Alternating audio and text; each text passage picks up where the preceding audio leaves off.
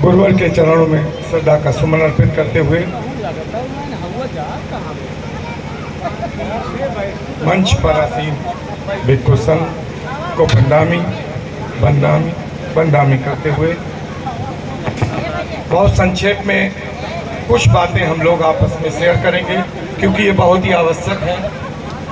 जिस समय के लिए हम लोग यहाँ पर खर्च कर रहे हैं, अगर उसमें से हमें कोई भी जानकारी हासिल नहीं हुई और हमारे जीवन में वो काम नहीं आई, तो हमारा यहाँ आना निरर्थक हो सकता है।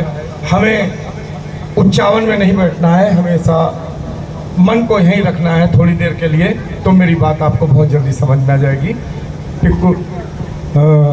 हम लोग अपने जो धर्म है उसको समझने के लिए यहाँ पर आते हैं। तो हमारे बीच में हमारे बीच में मौजूद हैं, मैं सबसे पहले उन लोगों को आदर और सम्मान व्यक्त करने के लिए उनके नाम शेयर करूंगा। सबसे पहले यहाँ पर मेरी जीवन संगिनी स्वयं बैठी हुई हैं, जिनका नाम है सुमन आर्या, जिन्होंने लखनऊ से पाली भाषा में एमए पास किया है और 91% से उसको पास किया है। बहुत खुशी की बात है। इन्होंने रोजाना सुल्तानपुर से लखनऊ की यात्रा करके रेगुलर इसकी पढ़ाई की है। मैं कहता हूँ वो खड़ी हो जाए और बाकी लोग इनसे प्रेरणा हासिल करें। ये 45 साल से ऊपर की उम्र में इन्होंने पाली से एमए किया है। निस्वार्थ किया है, केवल इसलिए किया है कि जो भिक्षु संघ और धम्म की बातें जो हमारे सामने हमारा भिक्षुगण करते हैं, वो ओनली केवल पाली भाषा में करते हैं और उसी में की जा सकती है। उसका अर्थ बताना ज़रूरी नहीं होता। हमारा समाज जब भिक्षु संघ के सामने बैठे तो कम से कम भिक्षु संघ जो वंदना, प्रार्थना, संघ वंदना जो करते हैं, त्रिशरण करते हैं, पंचशील करते हैं, उसको पाली भाषा में समझ सकें। और उसके जब तक वो समझ में नहीं आएगा तब तक उसके प्रति आदर और सम्मान और जागना स्वाभाविक नहीं है। दूसरा, नंबर 1 पर बैठे हुए हैं हमारे बीच में सुनील कुमार जी, जिन्होंने मेरे प्रयास से, मेरे साथी हैं, मेरे गणित के शिक्षक हैं। इनका साहित्य से कोई लेना देना नहीं है, लेकिन इन्होंने पाली से इंटर और हाई स्कूल की परीक्षा को पास किया और सुल्तानपुर में 91 नंबर लेकर पास किया है। इन्होंने पेशे से अध्यापक हैं। मैं इनको भी आपके सामने प्रस्तुत करना चाहता हूं।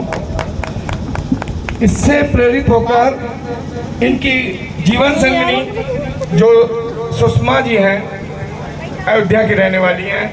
संस्कृत और पाली से इनका कोई नाता नहीं था, इनको चक्कर आता था पाली सुनकर, लेकिन इन्होंने इंटर तक की पढ़ाई, हाई स्कूल इंटर दोनों बच्चे को खिलाते हुए पार की है। मैं ऐसे समूह में अपने आप को पाकर बहुत ही गौरवान्वित महसूस कर रहा हूं और इस गांव के लोग भी बहुत ही अपने आप को गौरवान्वित महसूस कर रहे हैं, क्योंकि यहाँ पर एक बीज पड़ चुका है पाली से।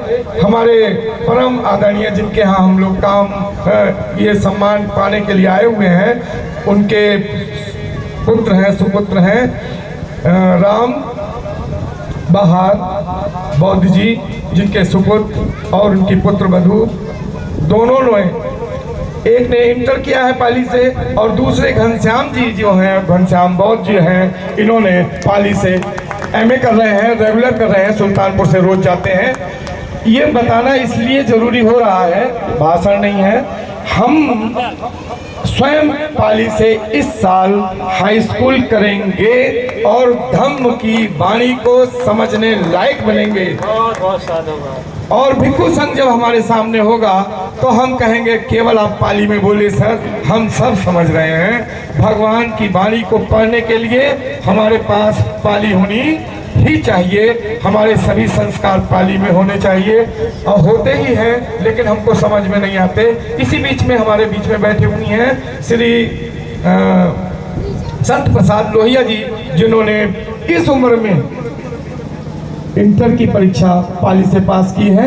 कहाँ है संत प्रसाद लोहिया जी? श्रद्धेय हमारे गुरुदेव भी हैं और पढ़ाई में थोड़ा 1 साल पीछे हैं, लेकिन इन्होंने क्या किया, इस गैप को भरने के लिए पाली से और आप भी रोजाना लखनऊ से एमए कर रही है रेगुलर।